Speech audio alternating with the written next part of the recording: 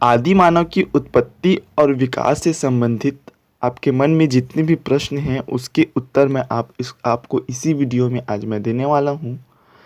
पृथ्वी पर मानव की उत्पत्ति प्लीस्टोसिस युग के प्रारंभ में मानी जाती है। इसी समय में स्तनपायी प्राणी जैसे बंदर, हाथी, गाय, घोड़ा आदि सभी की उत्पत्ति हुई थी। अधिकांश विद्वानों के अनुसार आज से लाखों वर्ष पूर्व नर मानव के रूप में मानव की उत्पत्ति हुई। पहले ये नर वानर वृक्षों पर रहते थे, लेकिन समय के साथ ये नर वानर वृक्षों से उतरकर अपने पिछले पैरों पर चलने लगे और पृथ्वी के धरातल को ही अपना निवास स्थान बना लिया और इस तरह ये मानव कहलाए। तो आदि मानव का जीवन कैसा था? तो भोजन और पानी के लिए इन्होंने क्या किया?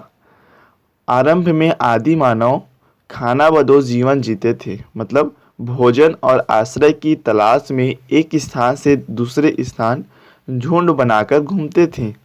वे पेड़ों के फल व जानवरों का शिकार कर अपना भोजन प्राप्त करते थे। जब एक जगह के फल व जानवरों को खाकर खत्म कर देते थे तो अन्य स्थान तलाश करते थे। आदि मानव का जीवन शिकार एवं फलों के खाद्य संग्रहण पर निर्भर करता था। खाद्य संग्रहण करने के कारण यह काल खाद्य संग्राहक काल के रूप में भी जाना जाता है। पानी के लिए आदि मानव नदियों, तालाबों व झरनों पर निर्भर था। हिमालय की तराई की नदियों के किनारे, दक्कन के पठार के कुछ भागों में और नर्मदा घाटी में आदि मानव के कई औजार प्राप्त हुए हैं। आदि मानव के कपड़े कैसे होते थे? आदि मानव शिकार किए हुए जानवरों की खाल या पेड़ की पत्तियों से बने हुए कपड़े पहन लेते थे और इस तरह से वे कपड़े की व्यवस्था करते थे। फिर आदि मानव का निवास स्थान कैसा था या निवास स्थान को कैसे खोजे? आदि मानव जंगलों में रहा करते थे, जहां उन्हें दो चीज़ों का भय बना रहता था, एक मौसम का और दूसरा जंगली जानवर का। वे बादल के गरजने और बिजली के चमकने का कारण नहीं जानते थे, इसलिए इनसे भयभीत रहते थे। वहीं बाघ, चीता, शेर आदि खूंखार जानवरों की तुलना में मनुष्य कमज़ोर था, इसलिए इन सब से बचने के लिए गुफाओं और पेड़ों में छुपकर अपनी रक्षा करते थे। फिर उन्होंने आग की खोज कैसे की? तो आग की खोज एक संयोग था। दो चकमक पत्थर जब आपस में टकराए तो चिंगारी उत्पन्न हुई और पास के सूखे पत्तों पर गिरी, जिससे कि इन पत्तियों में आग उत्पन्न हुई। आदि मानव इस आग का प्रयोग जंगली जानवरों से रक्षा करने के लिए करते थे। रात के समय जब कभी आदि मानव गुफा में इकट्ठे हो जाते थे तो वे गुफा के मुंह पर आग जला देते थे, जिससे उन्हें कोई जंगली जानवर परेशान न करे या जंगली जानवर घर के अंदर न आ सके। इसके अलावा शीतकाल में गर्मी उत्पन्न करने, भोजन पकाने में भी आग का भरपूर प्रयोग होता था। फिर औजार और हथियार उन्होंने कैसे प्राप्त किए? तो आदि मानव पत्थर के बने अपरिष्कृत औजारों का प्रयोग करता था। पत्थर के बने अपरिष्कृत औजारों का प्रयोग करने के कारण यह काल पूरा पाषाण, मध्य पाषाण या नवपाषाण युग या आकटक के रूप में जाना जाता है।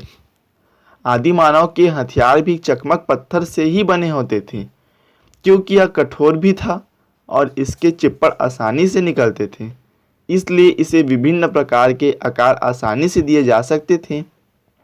इसके अलावा भी कई अन्य प्रकार के पत्थर जैसे क्वार्टजाइट व जानवरों की हड्डियों से भी औजार व हथियार बनाए जा सकते थे, जिससे क्वार्टजाइट प्रकार के पत्थर के औजार व हथियार पंजाब में सोहन नदी की घाटी तथा हड्डियों के औजार व हथियार कश्मीर घाटी से प्राप्त हुए हैं। पत्थर की मुट्ठी में आ सकने वाले टुकड़ों से हथौड़े, कुल्हाड़ी और बसूले बनाए जाते थे। औजारों के प्रयोग से आदि मानव को बड़ा लाभ हुआ। इनसे वह पेड़ों की टहनियाँ काटने, जमीन खोदने, जानवरों को मारने और लकड़ी तथा पत्थर को मनचाहे आकार में ढालने में समर्थ हो सके। फिर आदि मानव के जीवन का विकास कैसे होता चला गया? तो आदि मानव को सभ्य एवं खाद्य संग्रहण से खाद्य उत्पाद करने में लगभग 3 लाख साल लग गए, परंतु खाद्य उत्पादन बनाने के बाद मानव ने बड़ी तीव्रता से उन्नति की। जैसे जैसे मानव को अपने आसपास की वस्तुओं का ज्ञान होता चला गया, वैसे वैसे अधिक सुविधाओं को बढ़ाने की उसकी लालसा बढ़ती गई।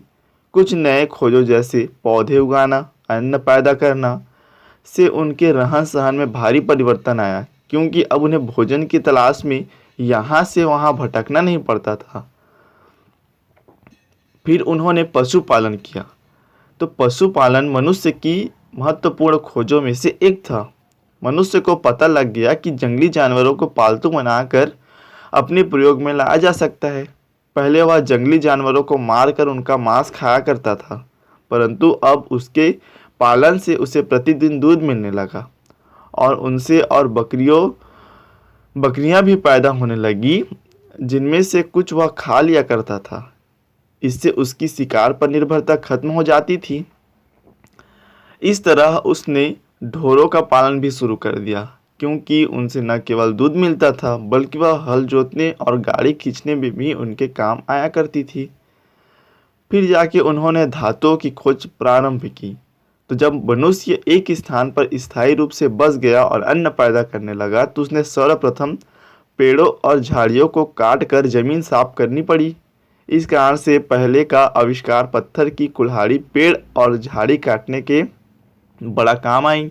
लेकिन पत्थर की कुल्हाड़ी से पेड़ काटना बहुत ही परिश्रमिक भरा कार्य था।